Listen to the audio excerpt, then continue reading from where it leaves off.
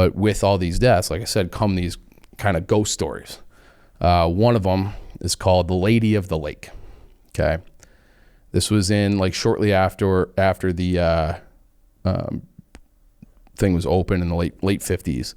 This woman, Susie Roberts, was driving across the Dawsonville highway bridge going across this lake. Somehow her car went over the railing. She had a passenger with her. They found the passenger. No signs of Susie anywhere. And so that body still to this day never recovered. In 1990, more than 30 years after she disappeared, they found the car. Still, nobody in the car, never found her. But now people are like convinced that she's a ghost. And she walks along the bridge. There's this woman, she's like an attractive young woman, walks on the bridge, but she has no hands. And there's been all sorts of reportings of seeing this Lady of the Lake. And to me, it's like weird that they found the friend. They found the car 30 years later, still no sign of Susie. Like kind of a little creepy. Okay. Then there's all sorts of like issues like this in this area where there was a reported accident in 1903 in the area. So long before the lake was created. 88 people died in some accident.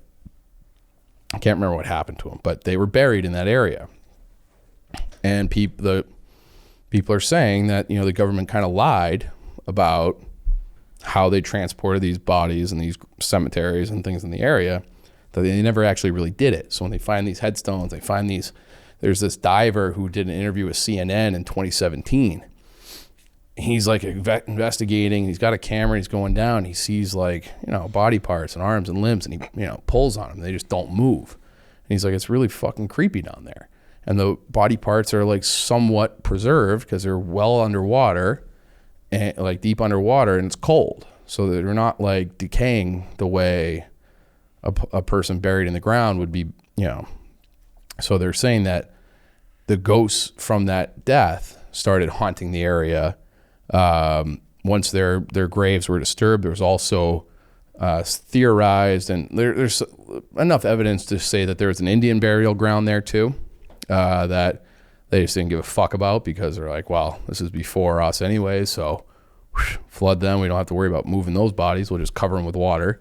The U.S. government, they have like other strange things too, where you'll have, they call them like storm swells, where and you can look them up and see pictures of them, crazy waves, like just appearing out of nowhere. So I don't know if that's like water rushing through, or if they have like, they release the dam and it hits a rock or a tree or a submerged boat or something and just creates this whirlpool and a wave, but they seemingly appear out of nowhere and then suck boats, capsize boats, suck people down.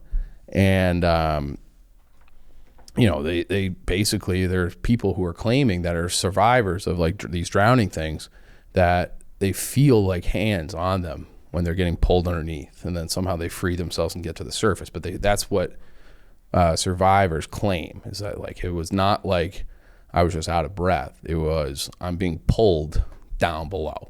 So like a little bit creepy. And it's like, if you're approaching 700 deaths, it might be time to restrict where people can swim and boat and do everything else in like a real way. And there's a story of these two guys. This is in the 2012 or something like that they were out there. Okay. And they see this guy in a raft. He's like wearing all white, like a hooded raft. And he's like pulling it with a big stick or an oar, standing up.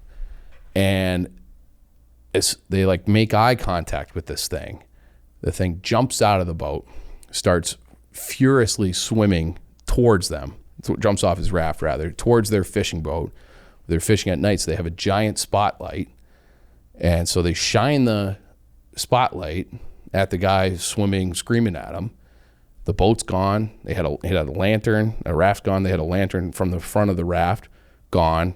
Guy swimming at him, gone. And they're just like, what the fuck? And they just hightail it out of there because they're creeped out.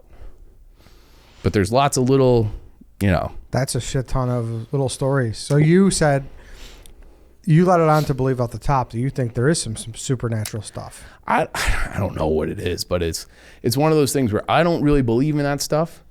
And I would never be like, yeah, it was a ghost and this lady of the lake and she's walking the bridge and this guy in the raft, like air full of shit. That would be my inclination.